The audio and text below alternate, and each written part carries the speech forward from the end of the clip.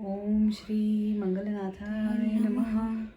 सच्चिदानंद सद्गुरु साईनाथ महाराज की जय। नमस्ते।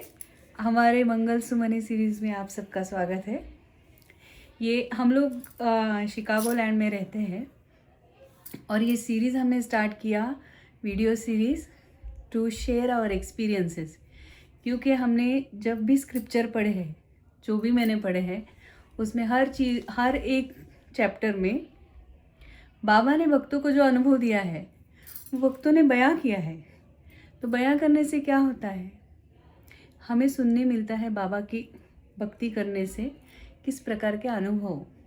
जब हमारे जीवन, हम लोग बाबा से बोलते हैं कि आप सच्चिदानंद हो, मतलब आनंद से भरे हो, जहाँ पे ऐसा आनंद हमें प्राप्त करना है, आपके जैसा आनंद हमें प्राप्त करना है। अगर हम देखें तो साईं बाबा, उनके पास क्या था? ना तो उनका घर था, ना तो उन्होंने कोई बंगले बांधे, ना उनकी कोई गाड़ियाँ थी, लेकिन ये भक्त परिवार, मतलब उनके पास प्रेम ही इतना था कि जितना भी दो। हाँ, गुड़ और चींटी का जैसे उदाहरण है कि जहाँ पे गुड़ रखते हो, जहाँ मिठास है, वहाँ पे हम सब जाके चिपकते हैं।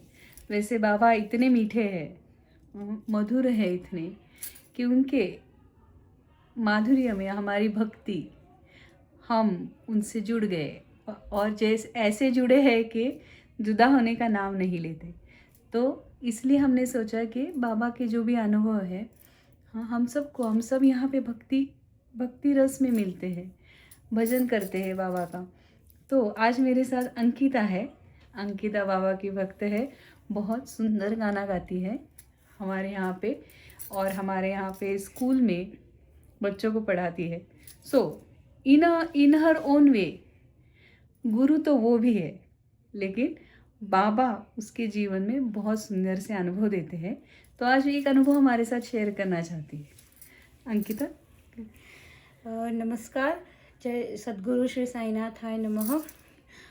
मेरा अनुभव जन्माष्टमी को लेके है। एक छोटा अनुभव है कि मैंने जन्माष्टमी के लिए भगवान का पूरा मंदिर पूरा सजाया, फूलों से, लाइट से वगैरह से एक दिन, और इतने सारे ड्राई फ्रूट्स और फल, इतने सारे फ्रूट्स थे, मैंने भगवान को सजाए और मैं दिया आरती सब करने लगी थी। तब मेरा बच्चा बहुत छोटा था, मेरा बेटा, वो अंदर कमरे में कहीं सो रहा था बेडरूम में। तो फिर तभी मैं ये सब कर रही थी। इतने में मैंने मन में बोला कि भगवान, मैं इतना सारा आपको भोग चढ़ा रही हूँ, मतलब सारे फ्रूट्स वगैरह, मुझे पता कैसे चलेगा कि आप खाओगे भी नहीं या नहीं? जेन्युइन क्वेश्चन है, मुझे भी हमेशा ये रहता है कि भगवान, आपने दिया आप मुझे कैसे पता चलेगा आप लेते भी हो या नहीं?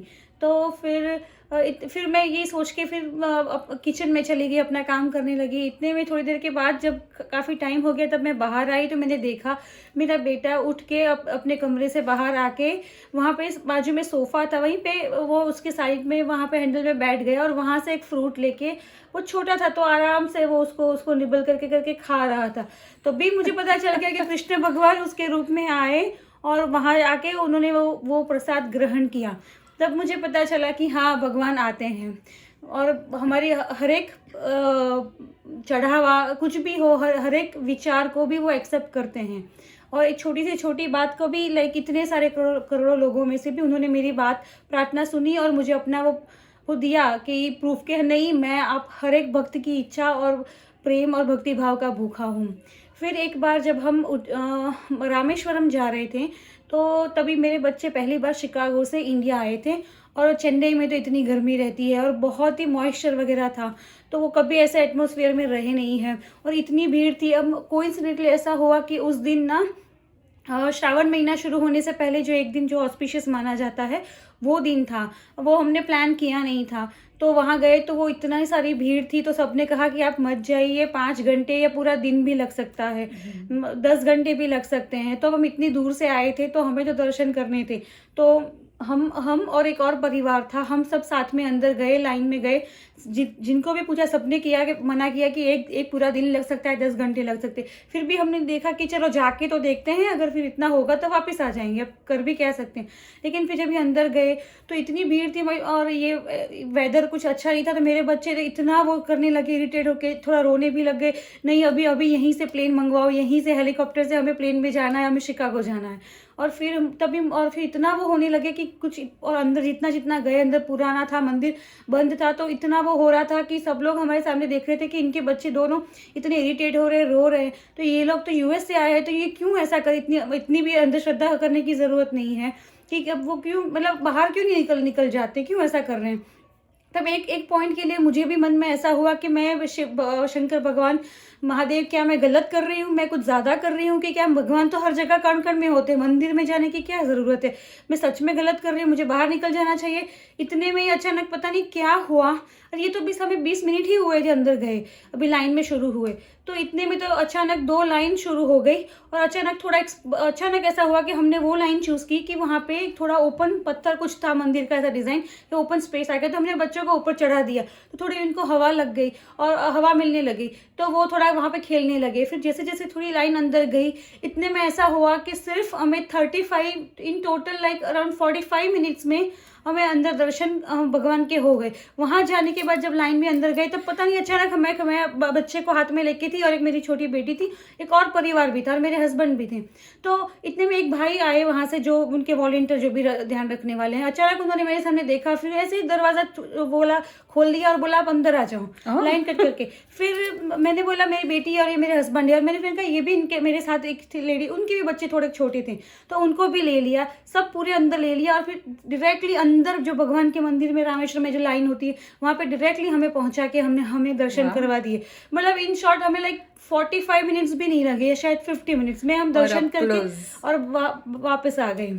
मतलब ये जो भगवान की, मतलब भगवान हर एक प्रार्थना सुनते हैं, जवाब भी देते हैं प्रश्नों का, किसी न किसी रूप में आके वो करते हैं कि नहीं, भगवान खुद भक्ति भाव के मेरे मंदिर में, मैं जहाँ जहाँ भी हूँ वहाँ पे आके मेरे दर्शन कीजिए। वो तो ज्योतिर्लिंग था रामेश्वरम का, राम भगवान ने उनकी स्थापना की थी, तो उनका तो कितना इंपॉर्टेंस महत्व है, तो भगवान ने वहाँ पे मुझे दर्शन, मतलब एक्सपीरियंस, अनुभव करवाया।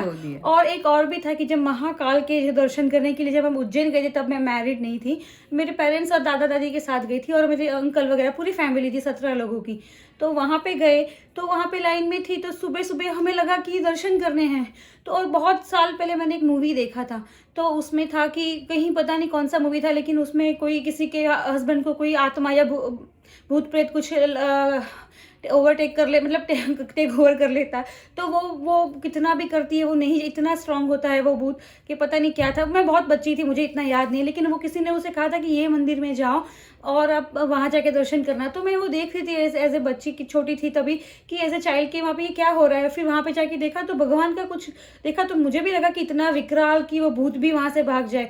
तो ये मैंने पापा से पूछा था बचपन में कि पापा ये ऐसा कुछ मूवी आ रहा है, चाचा के वहाँ पे देखा मैंने, तो वो कौन भगवान थे, वो ऐसा कुछ, उनकी शक्ल भी लग रही थी कि बहुत ही विकराल, कि कोई भी देख के मतलब भूत वगैरह भाग जाए। तो पापा ने कहा हाँ बेटा वो महाकाल है। तो जब मैं थोड़ी बड़ी हुई, लाइक अराउंड कॉलेज में आई, तभी मैंने पापा से कहा मुझे वो वाले मंदिर जाना है, वो कहाँ पे आता है, वो एमपी में आता है। तब मैं वहाँ पे गई ना, तो सुबह सब इतने सारे लोग थे, तो वो रेडी हो रहे थे, बार बार आराम से हो रहे थे सब लोग, और हमने अचानक डिसाइड किया था, तो हमें पूरा डॉर्म मिला था, तो वो सब लोग आराम से कर रहे थे। तो मुझे हुआ कि मंदिर कहाँ है, कि वो बहुत पास में ही है, वॉकेबल डिस्टेंस है। तो मैं और मेरा भाई, छोटा भाई, तो हम जल्दी फटाफट रेडी हो गए, और हम दोनों चलो चल के गिरा घूम के आते। तो हम अंदर गए, तो उन्होंने बोला महाकाल का मंदिर, अरे यही है।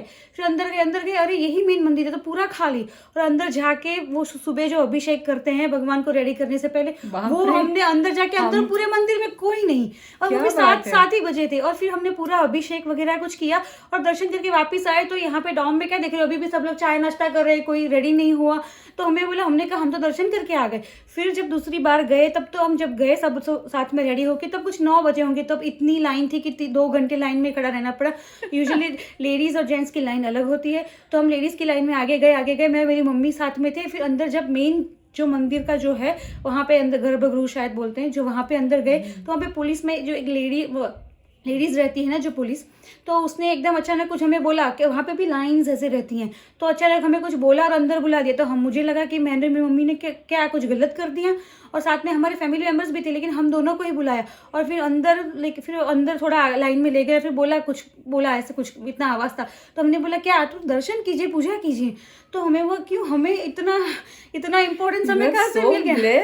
फिर वहाँ जाके हमने दर्शन किए, इतना सब कुछ किया, हम तो इतने खुश हो गए कि कैसे हो गया। फिर मैंने मेरी मम्मा ने इतने अच्छे से दर्शन किए वहाँ पे, उनको जो भी अभिषेक करने मिला। और फिर जब हम बाहर आ गए तो, और उनकी लाइन जो जेंट्स की थी वो बहुत ज़्यादा टाइम लिया, तो हम सब बाहर जब मिले तब तो मैं भूल भी चुकी थी ये सब चीज़ें। अचानक मेरे पापा फिर एकदम आए, मिले, तभी बोला, अरे बेटा तुमने और मम्मा ने तो कितने अंदर से और कितनी देर तक वहाँ पे खड़े रह के दर्शन किए। मैंने बोला आपको कैसे पता चला, आप तो वहाँ थे ही नहीं। बेटा मैं लाइन में खड़ा था, मैं वहाँ टीवी में देख रहा था, टीवी में दिखा कब से तुम और मम्मा वहीं पे थे और कितनी बार तक अंदर से दर्शन किए। मैंने बोला वाह। तो ये मेरे कुछ अनुभव थे, कुछ और भी है लेकिन फिर कभी। ठीक है, नहीं, thank you Ankita for sharing. Actually important यही है, ये जब हम लोग बोलते हैं कि मराठी में अगर बोला जाए तो शब्दातीत अद्वैत, शब्दातीत मतलब जो जिसे शब्द भी व्यक्त ना कर सके ऐसा क्या है। तो ऐसे ही अनुभव है कि हम लोग वी आर डम फाउंडेड कि भाई कैसे हुआ, क्या हुआ।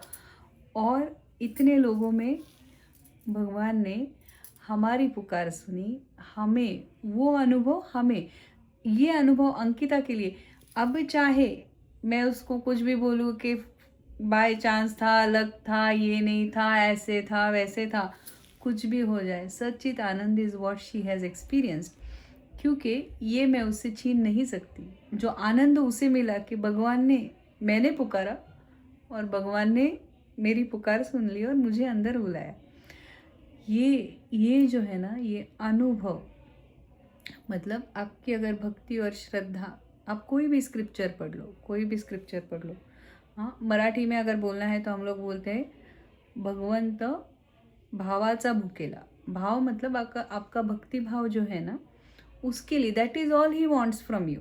क्योंकि हमारे पास देने के लिए ये सृष्टि में फल उनके हैं, फूल उनके हैं, पूरी सृष्टि उनकी है। हमारा क्या है? हमारी भक्ति है, हमारा प्रेम है, हमारी श्रद्धा है, ये हमारे ओनरशिप का है। तो अगर मेरे को किसी को कुछ देना है, जो मेरा है वही मैं दे सकती हूँ। उनका लेके उनको देने में क्या मतलब है। तो जब मैं भक्ति से बुलाती हूँ, प्रेम से बुलाती हूँ, तो भगवान अनुभव देते हैं, अनुभव कि मेरी मनोकामना, हमेशा आशीर्वाद यही मिलता है कि तुम्हारी सारी मनोकामनाएं पूरी हो। तो जैसे ये है, तो this is a very beautiful example कि अंकिता ने एक इच्छा व्यक्त की और भगवान ने हर बार उसकी, चाहे बच्चे की तरह ही एक्सपेक्टेशन क्यों ना हो कि भाई आप मेरा प्रसाद लेते हो, मुझे क्या पता, ये ही क्यों ना हो, हम छोटे बच्चे ही होते हैं उनके सामने, तो वो भी एक्सेप्ट कर लिया और अनुभव दे दिया। भगवान के सामने हम सभी बच्चे हैं। So that is why it is very important and which is why हमने ये मंगल सुमन ये सीरीज स्टार्ट की कि आम आदमी के the uncommon experiences of the common man or the extraordinary experiences of the ordinary man, ये इसके पीछे की कॉन्सेप्ट है कि अनुभव हम सबको आते हैं, भगवान हम सब की सुनते हैं। एंड जिनकी इच्छा है शेयर करने की, हमने एक चैनल बना दिया, हमने सोचा कि सबके साथ शेयर करें। सच्चिदानंद सद्गुरु साईनाथ महाराज की जय। ओम श्री मंगलनाथाय नमः।